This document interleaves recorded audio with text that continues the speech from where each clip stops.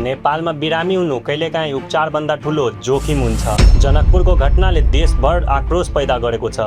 नमस्कार जनतामा, जनकपुर धाममा फेरि एउटा मृत्यु। आई भोरे भोरे सोने चाहिँ मेरो माइक मार देलको बाले। Krishna medical and technical research centre हस्पिटलमा शल्यक्रियापछि बिरामीको ज्यान गयो। बिरामीको परिवारले लापरवाहीको आरोप लगाएका छन्। जब अहाँके रिस्क पर छोड़ देलक यहाँ हमरा जना हमरा क दू ऑपरेशन तो ओकरा मारे को नहीं चाहिए, बढ़िया से ओकरा ऑपरेशन करक चाहिए हैं आ तब जान के मार देल कि ओकरा। तर अस्पतालको भनाइ फरक छ। डाक्टरले भन्छ हामीले सबै प्रक्रिया अनुसार काम गरेका थियौ। उहाँलाई त्यो अपरेसन गर्नुपर्छ भनेर चाहिँ हामीले सल्लाह दियौँ र उहाँहरू त्यही अनुसारले सबै कुरा जाँच गरेर 16 गते उहाँ भर्ना आउनुभयो र हामीले एनेस्थेसियाको टिमलाई देखायौँ।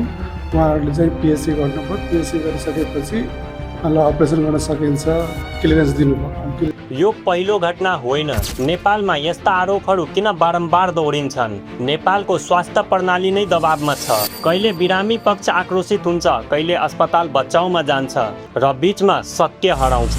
यदि हामी रियालिटी हेर्ने हो भने समस्या अझै गहिरो छ।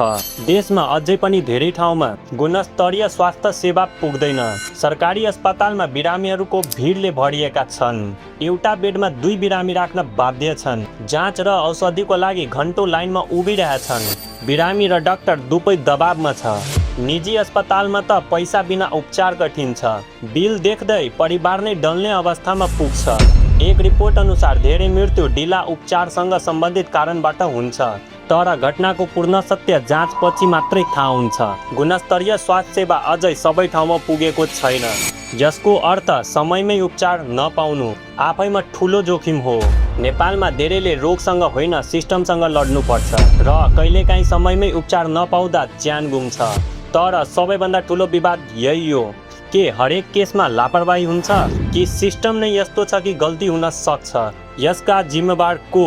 तपाईलाई के लाग्छ? सत्य कमेन्टमा लेख्नुहोस्। धन्यवाद।